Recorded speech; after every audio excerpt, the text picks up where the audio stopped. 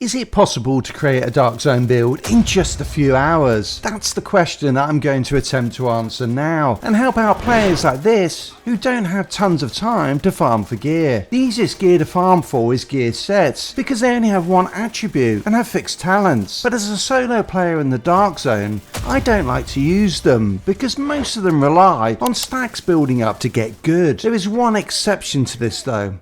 Hunter's Fury. Its gear set bonuses are great, providing a 15% buff to SMG and shotgun damage, armor and health on kill. An Apex Predator amplifies weapon damage against close range enemies by 20%. That is a lot of instant on-demand buffs, which are easy to activate. But that is not all. When I kill a debuffed enemy, other enemies in close range are disoriented, and my weapon damage is amplified by another 5%, stacking up to a whopping 25%. The only challenge I would face in farming for this gear is that in the Dark Zone, armor is way more important than it is in PvE. So I would be looking for gear that comes with either a critical hit chance or critical hit damage attribute, so that I can roll the core attribute to armor. When farming for specific gear, there is only one place to go: Countdown, because I can set the targeted loot to Hunter's Fury, and in under 20 minutes I will get a ton of loot. So I jumped into Countdown, and in my first 2 runs I'd only picked up a mask and gloves that would work, but little did I know how this would change. In my 3rd run, maxed out holster and knee pads dropped, and I was done with my gear set. One of the great things about farming for gear in Countdown is that you can use the currency for optimization crates to upgrade your gear to max, which is exactly what I did now. For the chest and backpack, I wanted brand set pieces for their talents that can work incredibly well with a Hunter's Fury build. Adrenaline Rush coupled with Intimidate is a great combo, the bonus armor from the former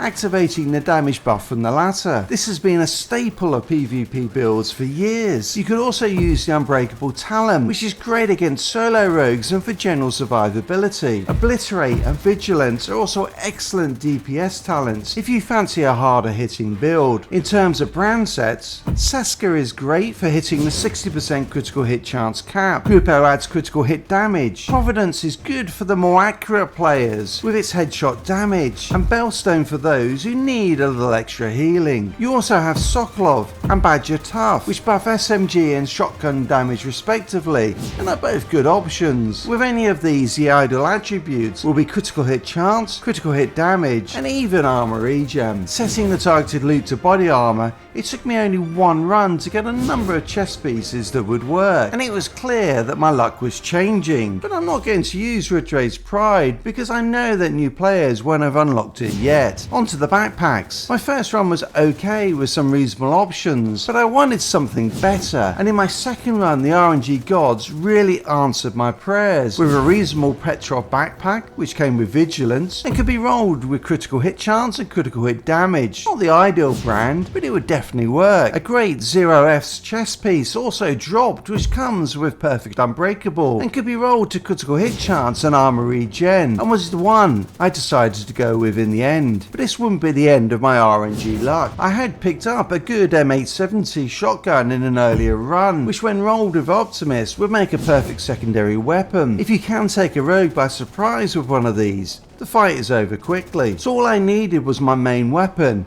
an SMG. Now the ideal one I was looking for was one like this, a Vector rolled with damage to targets out of cover, the talent Optimus, and modded for additional rounds and to get my critical hit chance as close to the 60% cap as I could without going over. With just 1 run left in the time I had allotted, was this pushing my luck a little too far? I did get one to drop, but I had to go with the magazine size attribute in order to re-roll the talent.